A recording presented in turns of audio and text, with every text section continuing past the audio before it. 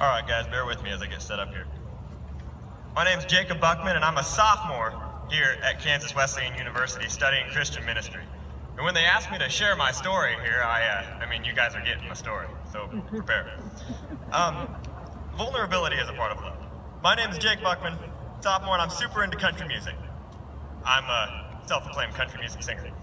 With that being said, when asked to share about my spiritual journey, the song Broken Road by the Rascal Flatts came to mind. And God bless the broken. Yeah, you got, even Christian McQueen could sing you that song. And I don't know anybody who dislikes country music more than Christian McQueen. Yeah. But I actually didn't know I was going down the path of ministry until a semester last year.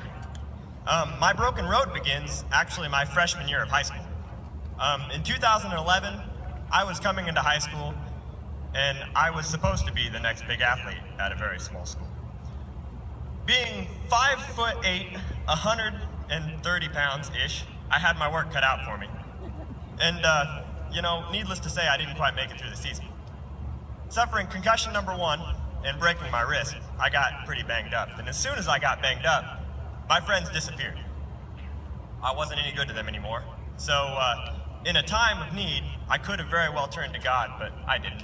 I was very proud. And I wanted to make a comeback. And comeback I did.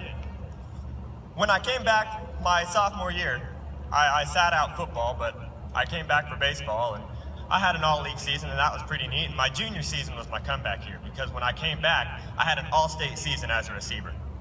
I was on top of the world. It was incredible. And, as soon as I got up on top of the world, I realized that these things are short-lived because they don't have the support of Christ. When you're not in Christ, things crumble. I got concussions number 2 and 3 my junior season and turned right around and got number 4 and 5 my senior season because I thought I could play through them. My offer from Southwestern was revoked. They said I was too much of a liability. So I fell back on baseball, and I did it without prayer. I did it without even consulting with God. And as soon as I did that, 2 games out from the end of my senior season, committed to KU to pitch, I tore my collarbone away from my shoulder blade, separated my AC joint, debilitating. It ended my career. It ended my athletic and competitive sports career. What had always been a pastime to me, was my main focus, and it shouldn't have been. And just when I thought I was out of options, Mr. Kanakota came to my school and said, "I want you to sing for me."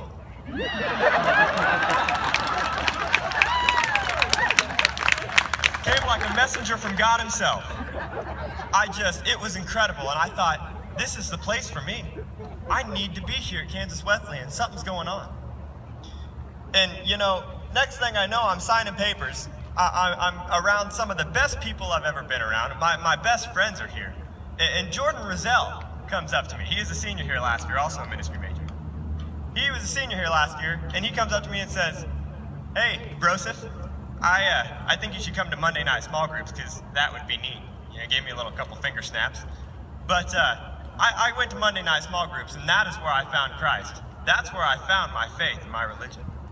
And so I made that effort. I committed my life to God from that point on. And I did so because my girlfriend of 4 years lost interest in me. And finally, in my time of need, I was down and out worse than I had ever been. In my time of need, I turned to God. And as soon as I did, he filled me up. He did everything I could possibly want and more. And it reminds me of a verse here. Matthew 18:12. Jesus gives a parable. And this parable is about a shepherd. If a shepherd has 100 sheep and one wanders astray, he will leave the 99 on the mountain to go and recover the straying sheep. And I think that's beautiful because he came to recover me. And I've got this picture on my phone. It's a beautiful image. Jesus is holding a lamb. And this lamb has a broken leg that is splinted and wrapped in cloth.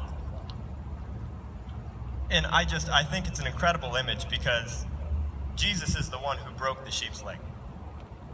Because when that one sheep wanders astray, how is that sheep supposed to return on its own accord if it wandered on its own accord? I turned from God, and I didn't want to come back. And so he broke me.